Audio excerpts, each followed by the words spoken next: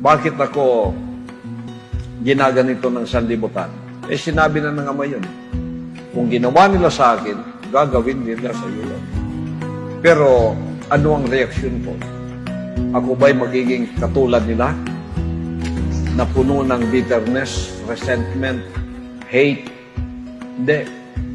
Hindi ako maepektuhan yan.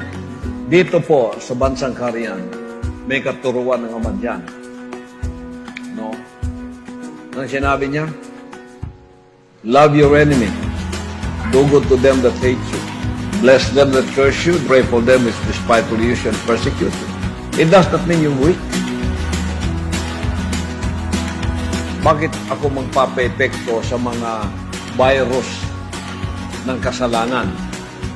Kung naepektuhan ka, nagkasakit yung spiritual na katawan mo. Mamamatay ang spiritual mo pag naepektuhan ka ng mga virus ng mga taong ito na puno ng virus ng buhay spiritual, kaya patay sila